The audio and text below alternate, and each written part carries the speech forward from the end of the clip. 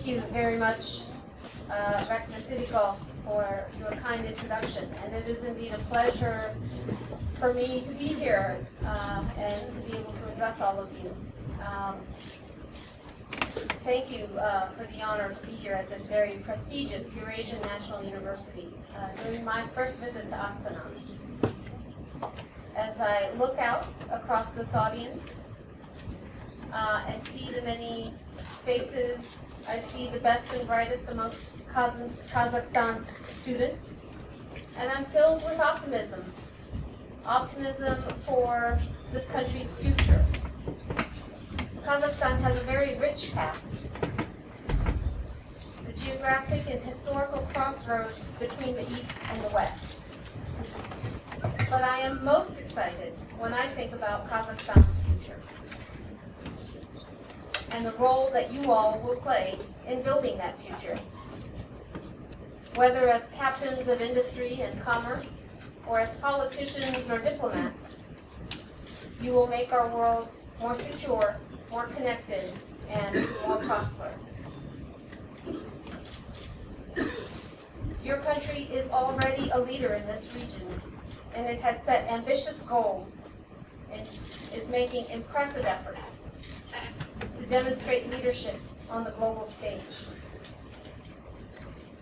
The United States has been a strong supporter of Kazakhstan and its leadership role. As President Obama underscored during his meeting with President Nazarbayev at The Hague last week, the United States and Kazakhstan have an ambitious agenda together to seize the opportunities of the 21st century and to address its challenges, whether it's in building an inclusive and open trade architecture in the region, spurring sustainable economic growth, mitigating climate change, or preventing the proliferation of nuclear weapons. We want all of this because a strong, independent, and vibrant Kazakhstan will not only strengthen the security and prosperity of the Kazakhstani people and the broader Central Asian region, but also the security and prosperity of the American people.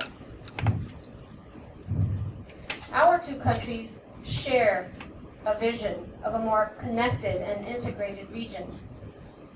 Today, the world is connected like never before, with people, businesses, economies, governments, and ideas more linked with one another than at any other point in human history.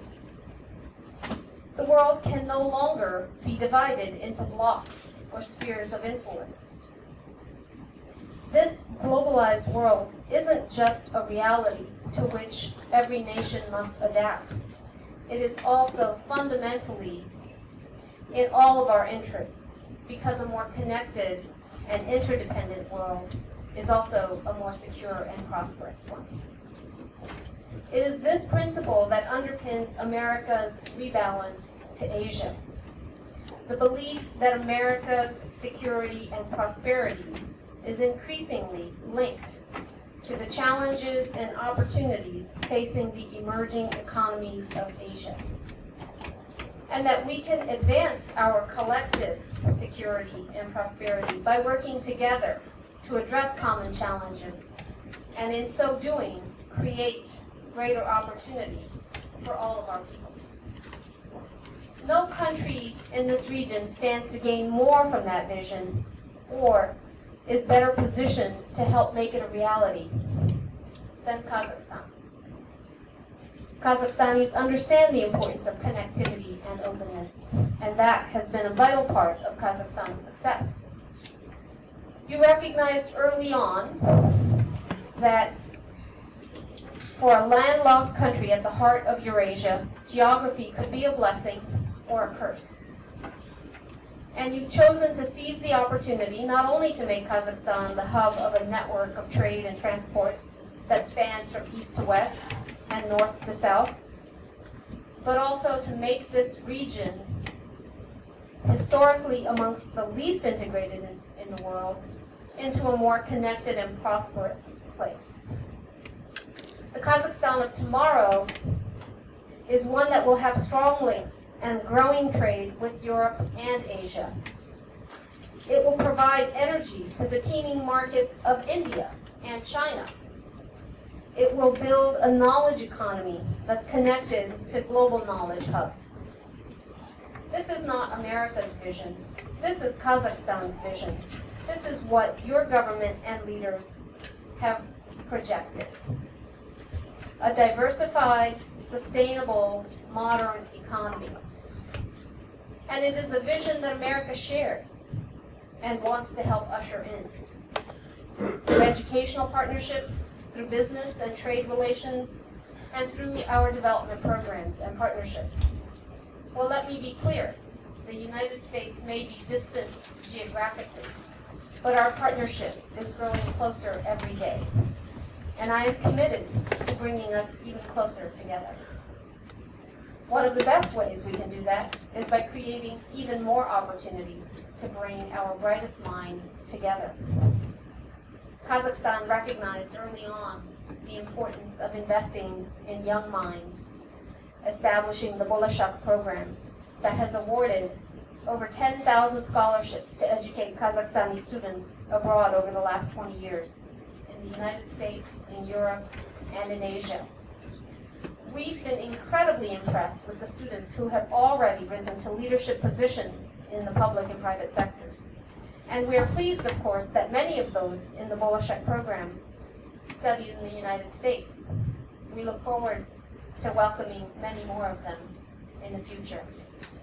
And we share Kazakhstan's commitment to developing its human capital, whether through education or people-to-people exchanges. Kazakhstan's people are global citizens facing global challenges and global opportunities.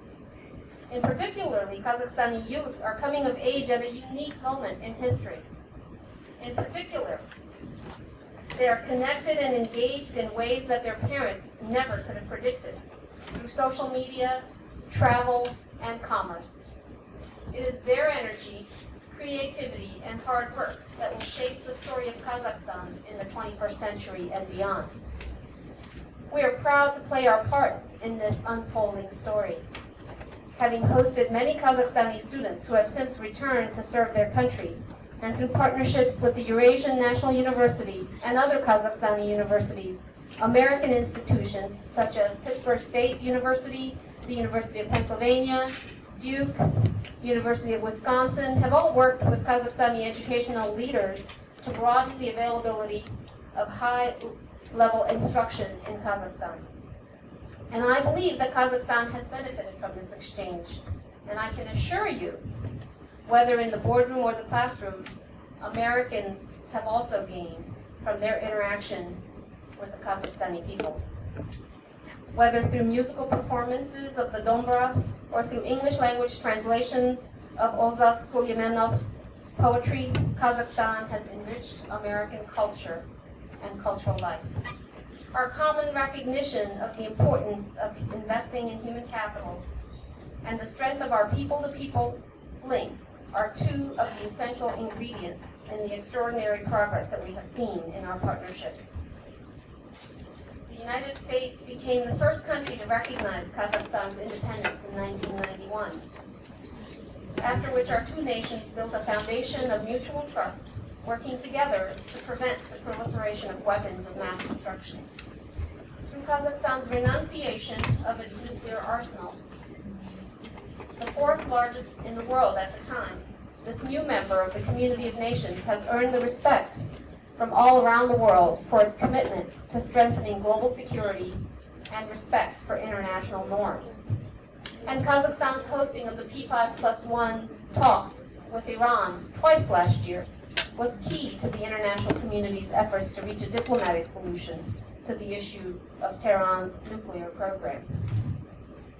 We deeply appreciated Kazakhstan's role in helping make this breakthrough possible, and we will continue to welcome Kazakhstan's engagement on difficult but important global challenges.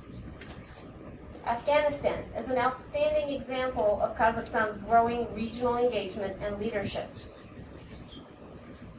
In just a few days, millions of Afghans will go to the polls to vote for their next president and choose the direction of their country's future. These elections will provide an opportunity for the first democratic transfer of power in Afghanistan's history,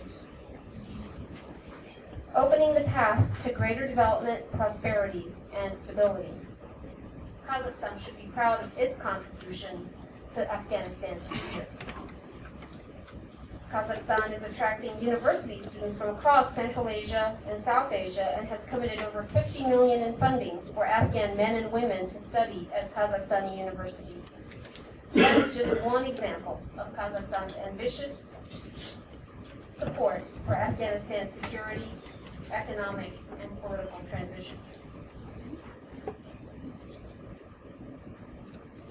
It has also hosted the Heart of Asia Ministerial in Almaty last year, co-chaired the Istanbul process in confidence-building measures and disaster management, opened a trade office in Kabul, and contributed to the sustainment of the Afghan National Security Forces. The establishment of Kazaid is another testament to show how far Kazakhstan has come in a short period of time. And I'm confident, having had the pleasure a few months ago of meeting many of the important Kazakh officials who are working hard to make Kazaid a reality, that it will make a real impact in Afghanistan and beyond. A core objective underpinning our efforts in Afghanistan is to support a sovereign, independent, stable, and secure country that has good relations with all of its neighbors and is able to provide opportunity for its people. That is also what we want for the countries of the region. This basic but vital notion that states make decisions not at the expense of their neighbors and do not redraw borders through the use of force simply because they are larger or more powerful. This notion must be the very foundation for respectful and mutually beneficial relationships between states in the 21st century. Today, the world is watching events in Ukraine with grave concern. The United States and the international community are committed to supporting Ukraine's sovereignty and territorial integrity, and helping the Ukrainian people build a stable, secure, democratic, and prosperous country that they deserve. We believe that the only way to resolve the crisis in Ukraine is through diplomacy and de-escalation of military tensions. We will continue to work with the United Nations, with our European partners, with the OSCE, as well as Russia, to find a peaceful path that upholds the international law and norms. We believe that the people of Ukraine, like other peoples of this region, should not have to choose between friendly relations with Russia and broad ties to the rest of the world. As President Obama has said, we want the Ukrainian people to determine their own destiny, to have good relations with the United States, with Russia, with Europe, and with anyone else that they choose. We also want that for Kazakhstan, for Central Asia, and for all of our partners around the world. So let me conclude by urging you to become part of this undertaking of building a strong, sovereign, and prosperous Kazakhstan, exercising vital leadership to shape a more secure, more connected, and more prosperous region and more prosperous world. If you haven't been abroad, let me urge you to take that first opportunity to travel, hopefully to the United States, but also to China, to India, to Europe, or elsewhere. Because you, the students, are the guarantors of Kazakhstan's global future. And I look forward not only to hearing about your endeavors to build that future, but also to working with you and supporting your efforts and to building our partnership. Thank you very much, and I look forward to having some conversation and taking some questions.